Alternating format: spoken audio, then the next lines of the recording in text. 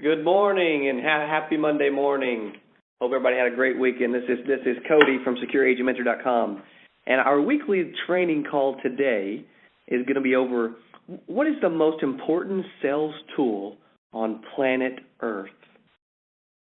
I'll let you think about it for a second. Again, what is the most important sales tool on planet Earth? And if we think about it, there are a lot of different sales tools, a lot of things that we use in our business, whether it is direct mail, whether it is a CRM.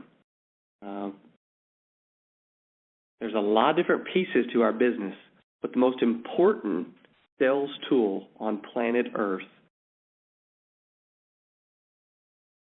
some would say it's the internet. Some would say it's social media. Some would say it's mail. Some would say it's the use of a CRM. Some would say it would be email. Well, I can promise you they would all be wrong, because the most important sales tool on planet Earth is the telephone. And the telephone was invented back on March the 10th of 1876 by Alexander Graham Bell. And he has saved sales careers and made people millions upon millions of dollars from that single invention back in 1876, almost 140 years ago. Now, there are more telephones, most people don't realize this, there are more telephones on planet Earth than there are people. So if that's the case, it must be a pretty important object. And most of us use a phone that was created by Steve Jobs, the iPhone, or maybe we use an Android. But if the most important sales tool on planet Earth is a telephone, and you don't have a smartphone, so to speak, then Grant Cardone would say that you must have a dumb phone. And so as many sales tools and as much technology as we have nowadays, and as important as the telephone is, and we'll actually go through several different pieces to telephone calls.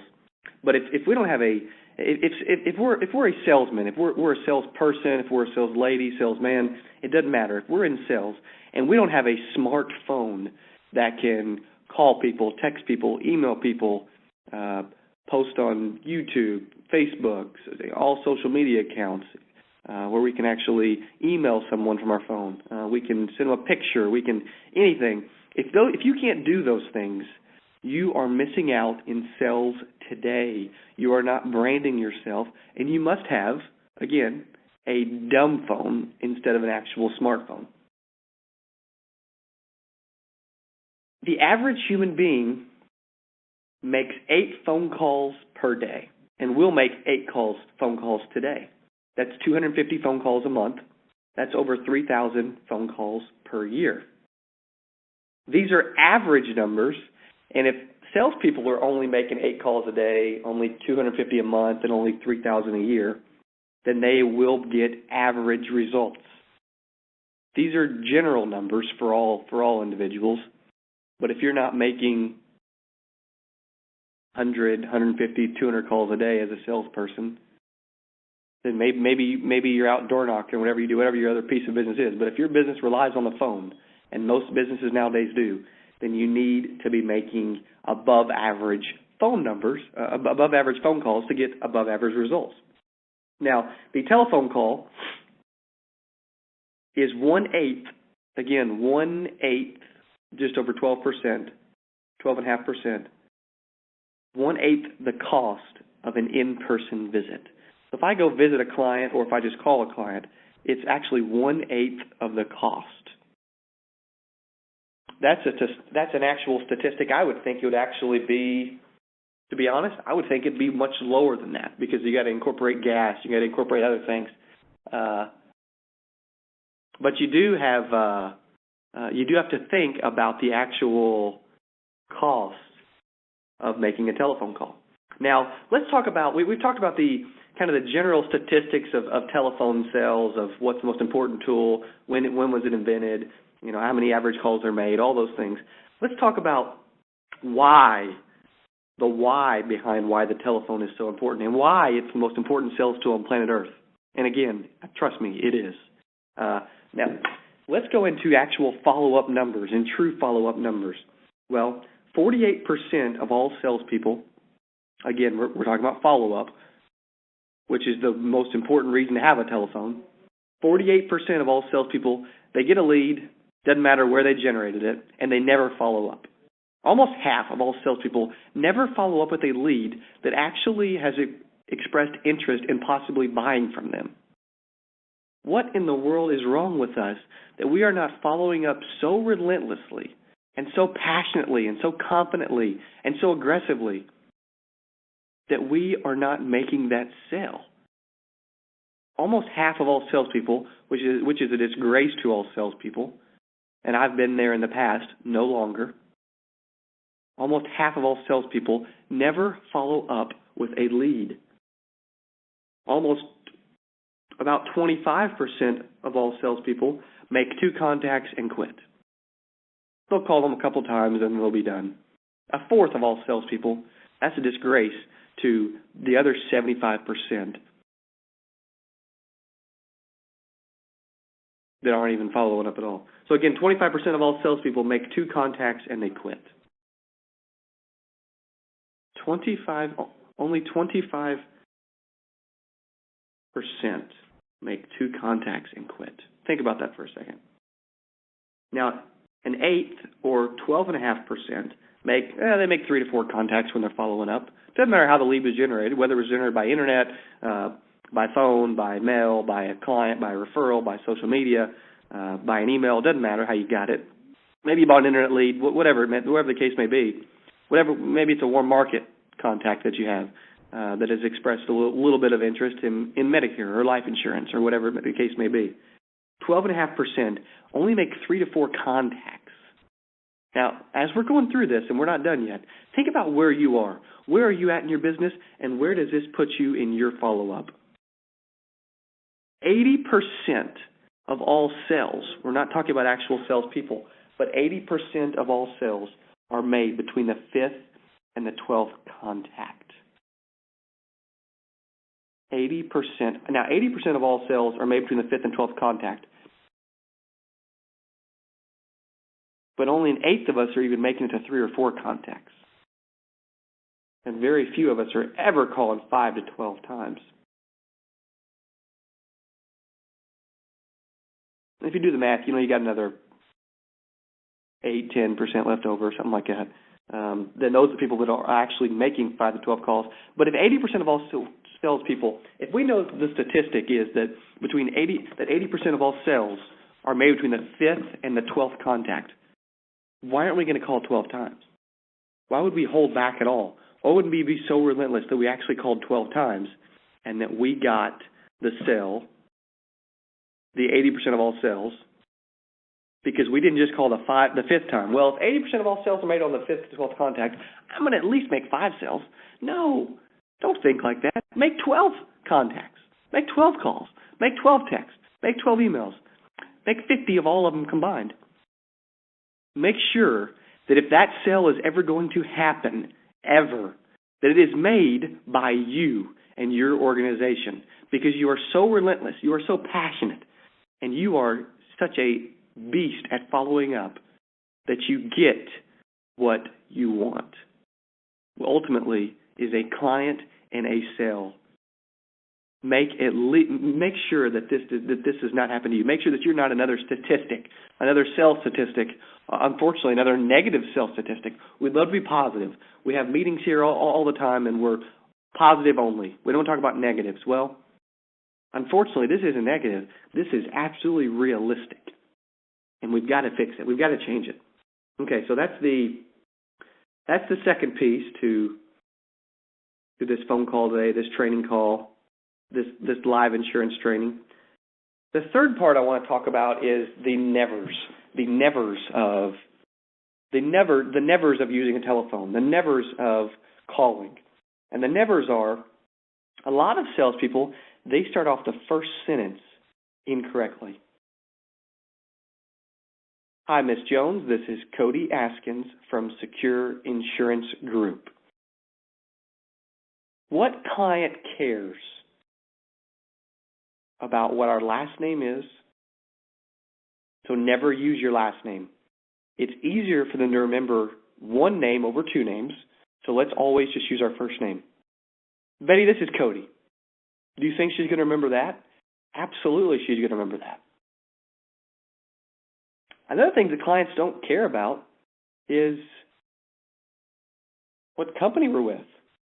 If we get to the point quickly, they're going to get the idea, and they're not going to remember the company name anyway. They're not going to remember the last name anyway, though they may remember the first name. If they're going to remember your first name or the company name, you would rather them remember your first name, because typically you got a lot of salespeople that are part of your organization. If they just remember the company name and they want to call and follow up and actually buy later, maybe they just call your company and it gets given to someone else. Just use your first name. This is the nevers of using a telephone and calling. Never use your last name, and I don't think you should ever use your company name. Miss Betty, this is Cody. Have we been brief so far? Have we gotten straight to the point so far? Are we doing a good job so far? No question about it. And it allows us to be in more control. What's another never of calling is never ask, how are you doing? What salesperson actually cares how the client is feeling? And what client actually cares how we're feeling? It's telemarketing. We get it asked all day, every day, and it does not matter. It does not matter. It's a waste of breath. It's a waste of words. It doesn't make us interesting. The client could care less, and we are only asking just to ask, just because it's a part of our script. We don't care. They don't care. There's no reason to ask. So let's take out asking, how are you doing today? You might as well say, Betty, I'm trying to sell you something, ma'am. Do you want to buy? Well, we ask too early. They're going to say no. Knee-jerk reaction. So think about that when we're selling and we're reading our scripts and we're trying to get in front of people. Never tell them your last name. Never use your company name. Never ask, how are you doing? Just, Betty, this is Cody. Betty, this is Cody. Okay? And we'll actually get to what else you should say very shortly. So those are the nevers of the cold call. Nevers of the phone calls. The fourth piece are the always, the things you should always be doing. For a cold call, for a telephone call. Again, the most important sales tool on planet Earth, the telephone, these are things you should always be doing. What are the always? Be honest. They hear enough fluff and lies from salespeople nowadays to separate us and to set us apart. We don't need to lie. We just need to be honest. We just need to be transparent. And we need to be straightforward. We don't need to call and act like we're a part of Medicare or that we're something that we're not. Just be honest, be transparent, and be straightforward. The second always is be interesting. Be interesting and be interested. Be interesting. Make them feel interested in you, and you make them feel interested in them. If we're interesting and we're not boring, they will not hang up on us. Be interesting. The third always, believe that you can set an appointment or believe that you can make a sale on every single call. Believe it, believe it, believe it. If you don't believe it, as the old saying says, if you don't believe it, you won't achieve it. If they don't believe it, if we don't believe it, they're not going to believe it. And if we want them to believe it, that it's going to happen, then we need to believe it. And if we don't believe it, it's not going to happen. We're not going to show confidence. There's no expectations. We're not going to assume that they're going to say yes at every part of the call.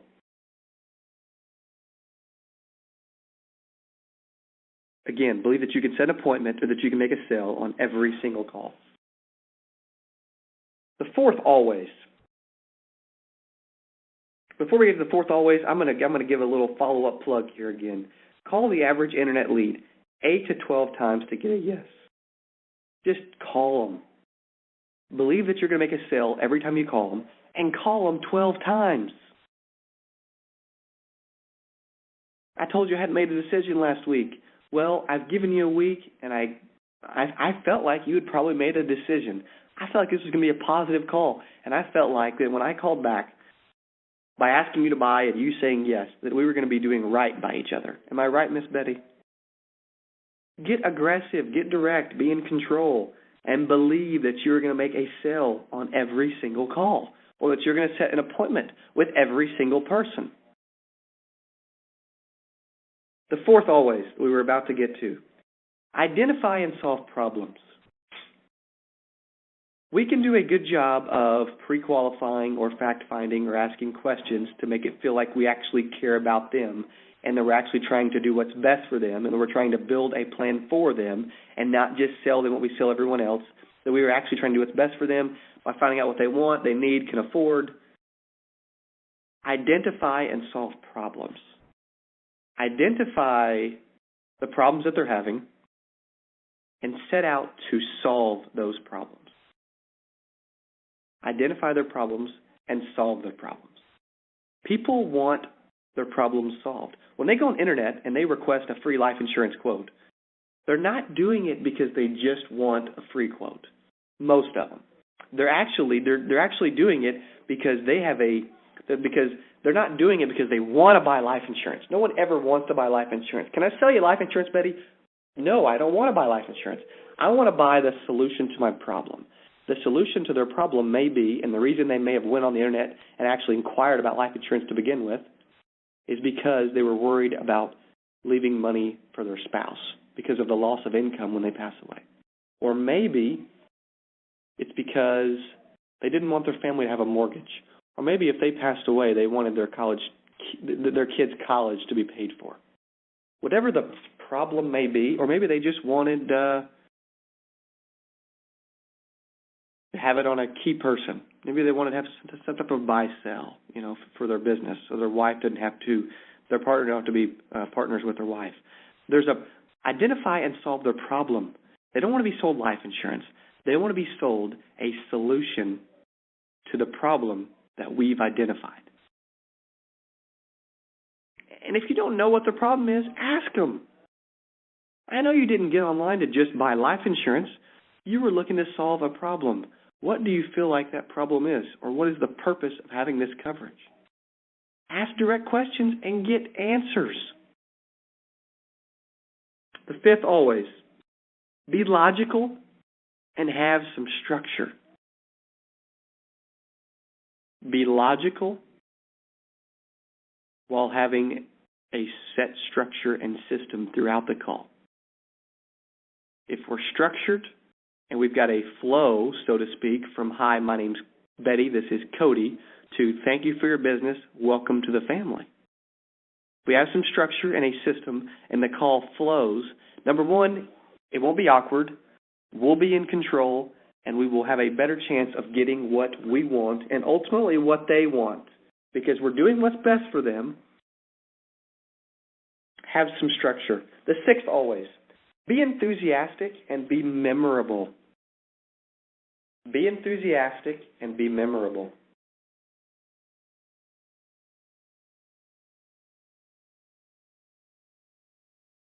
If we're enthusiastic and they can feel it and they can see how passionate we are and they can tell that we are doing what's best for them and we love what we're doing and that we're going to be doing this forever, they can feel all these things from how we actually approach them or how we actually talk. If you're not confident about your product, they are going to go find someone that sounds competent. That's just the way this is in sales in general. I'm not going to buy a security alarm system from someone that doesn't know how it works because the reason I'm buying is for safety and security for my family. If they don't know how to give me those benefits, I'm not going to buy from them. The same thing works with what we do. Be enthusiastic and be memorable. Be memorable. If you call them back 8 times, make sure that from the first call to the 12th call or the 8th call, doesn't matter, that they remember who you are because you are enthusiastic, you are memorable, you're the most exciting person that they want to talk to and the most exciting person that they're ever going to talk to. The 7th always. Well, this actually isn't even the 7th always. Before I get to the 7th always, I'm going to give one more plug. And that is one more plug, something that you can do to improve your chances of setting an appointment by 300% and improve your chances of closing by over 500%. If you're on the phone with a prospect, if you're setting appointments, life insurance appointments, and you've got them to agree, or you don't have them to agree, whatever it is, text them. Miss Betty, is this your cell phone number I've got? I'm going to text you right now.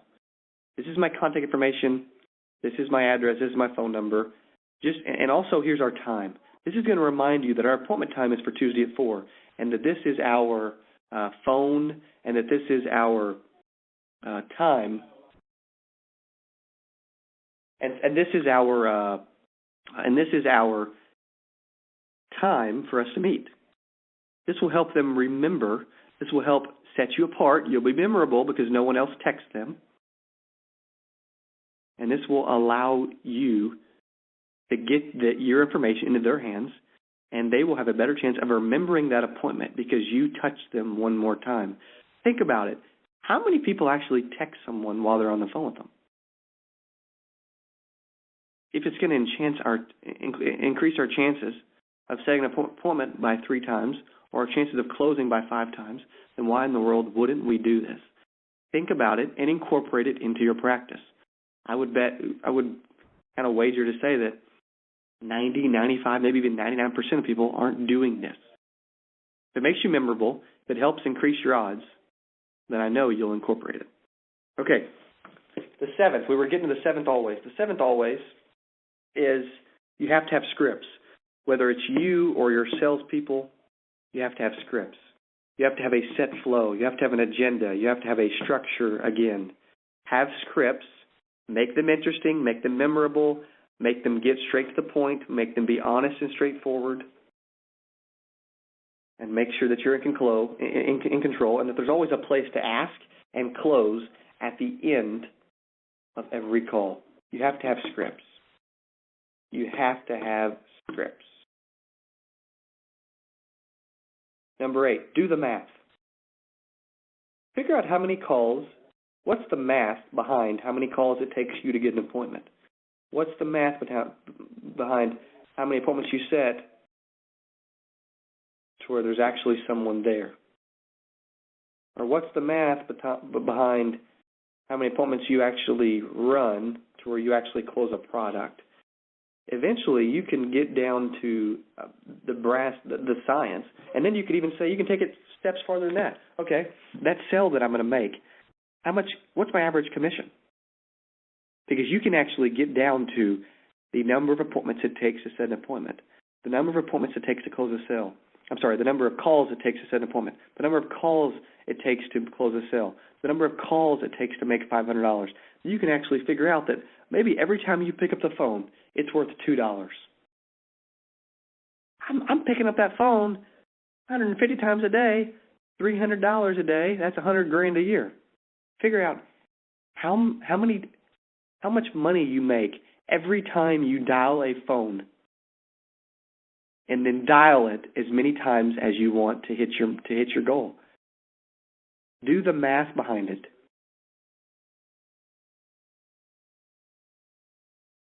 Think about it. Get detailed with it. How many times, every time I pick up the phone, if it's worth $2 to me, and I'm broke, and I don't have money, or I'm not happy, or I'm not on pace to hit my goal,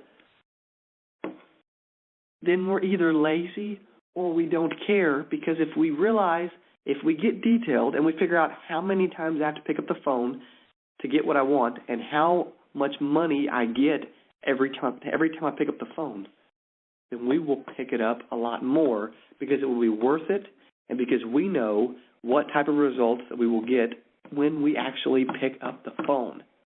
Figure it out this week. How much money do I get paid every time I pick up and dial a phone number? Whether it's 50 cents, $1, $2, or $5, or $10, or $20, or $50, whatever it may be, pick it up more and make more money. The ninth, always, be in control. There's an old saying by Grant Cardone, sell or be sold. And it's been around much longer than him, but he wrote a book on it. Sell or be sold. If you're not selling them something, they're selling you something. If you're not in control, they're in control. The person in control will get what they want. If we are in control, we are in control and we're confident and competent, we have a better chance of getting what we want. We have a better chance of setting an appointment. We have a better chance of making a sale. Be in control. If you're not in control, why not? Do you lack personality? Do you lack confidence? Are you not relentless? Figure out why you're not in control and always be in control. The 10th, always. Close. Ask. Ask for the business. Ask for what you want. Ask 3, 4, 5 times if you have to. Ask and close. If the goal is to get in the house and we never ask them if we can come Tuesday at 4 o'clock or if mornings or afternoons work better for them, we're not going to set the appointment. Ask for what you want. Close. Always be closing. The ABC of sales. Ask for what you want. If you want to set an appointment, ask for the appointment. And then overcome an objection and ask again. If the goal of your phone call is to make a sale, ask them to buy. Miss Betty, do you agree that this meets your needs, meets your wants, and that this is something that you can afford? And do you also agree that you should take advantage of this right now? Or Miss Betty, would you prefer the $5,000 policy, the $7,000 policy, or the $10,000 policy? Which of those are you most comfortable with? Which of those do you like the best? Which is going to solve your problem the best? Which is going to give you peace of mind? Which are you most comfortable affording on a monthly basis for the rest of your life? Ask. Ask, ask, ask. Okay, so we've went over, again,